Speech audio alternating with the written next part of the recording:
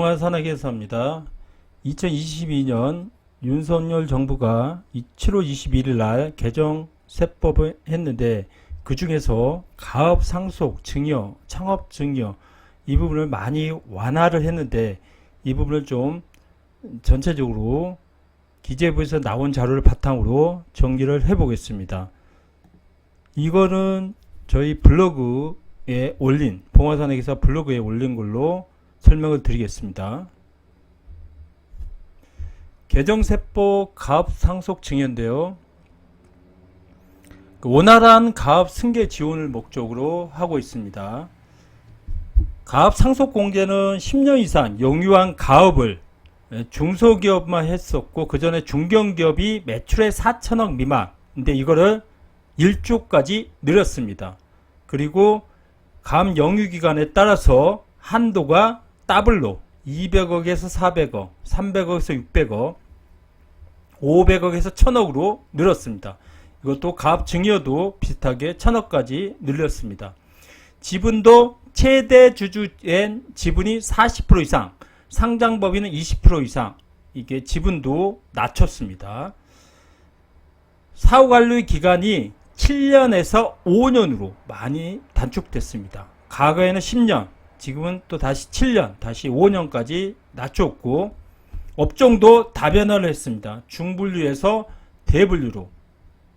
고용유지 조건도 매년 80% 이상, 총급의 80% 이상 있는데 이분이 삭제됐고, 5년 통산해서 정규직 근로자 수의 90% 이상, 총급여의 90% 이상 둘 중에 또는이니까 이걸 만족하면 되고, 자산 유지 조건도 가압령 자산은 과거에는 20% 이상 처분하면 안 되었는데, 이제는 40% 이상 처분하면 안 되는 거고, 만약 30% 이상 처분하면 되는 거겠죠.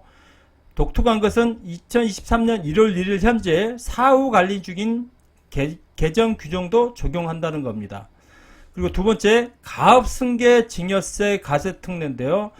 이거는 주식회사, 법인만 해당되는 거죠.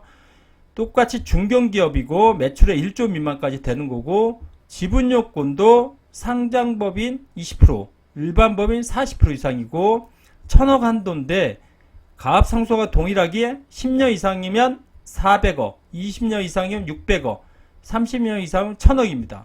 60억 이하까지 10%, 65 초과는 20%입니다. 사후관리 요건이 5년, 대표자 취임은 3년 이내 하고 대표자 유지는 5년까지 하고, 분류도 대분류로 됩니다. 그래서 가압 증여가 상당히, 과거는 100억까지 됐는데 상당히 완화된 겁니다. 그래서 특례 규정으로 사후관리 완화인데, 2023년 1월 1일 현재 사후관리 중인 경우에도 개정 규정을 적용합니다. 그리고 용농상속 공제는 제도는 더 강화됐습니다. 피상속의 요건이 강화됐는데, 상속 개시일 2년 전에 계속하여 직접 영농이 종사하니라 피상속인이 10년 이내에 영농을 종사해야 됩니다. 좀 오랫동안 해야 되는 거고, 한도는 30억까지. 그러나 회계부정이나 이런 게 발생할 경우에는 해당 공제를 배제합니다. 그리고 창업증여 가세 특례인데요. 이거는 한도만 늘렸고요.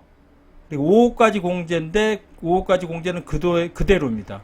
그리고 10명 이상 신규 고용 시 50억에서 100억으로 확대된 거고, 이거는 가압증여 특례보다는 많이 확대되지는 않았습니다. 공제도 5억 공제고, 한도도 50억까지, 그리고 10명 이상 고용할 때는 100억까지. 그러나 제대상 회사가 축소돼서 종전의 사업에 사용되던 자산을 인수 매입하여 동종사업 영유하는 경우로서 자산가액에서 인수 매입한 사명 자산이 50% 초과하는 경우도 해당됩니다.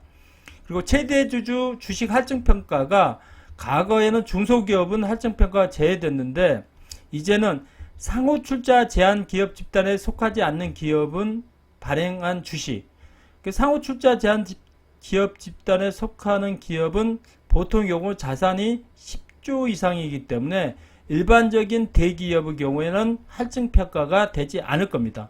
그래서 과거에는 50%에서 할증평가가 20% 하면 60% 적용했는데 이제는 할증평가가 적용이 안 돼 버리면 비상장식 평가 상속 증여할 때 세액 부담이 많이 완화될 것 같습니다.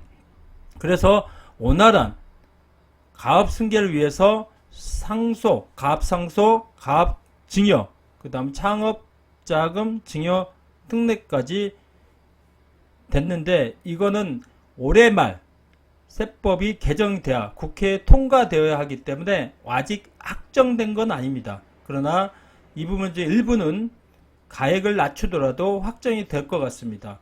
원활한 가업 승계가 상속인이 세부담이 많아서 이 가업을 물려받지 않는 경우가 많기 때문에 이 부분은 전체적으로 개정이 되어야 된다고 저 입장은 생각하고 있습니다. 오늘은 전체적으로 가업 상속 증여, 창업 증여 특례에 대해서 설명을 드렸습니다. 궁금한 점은 댓글 부탁드립니다. 감사합니다. 구독 부탁드립니다.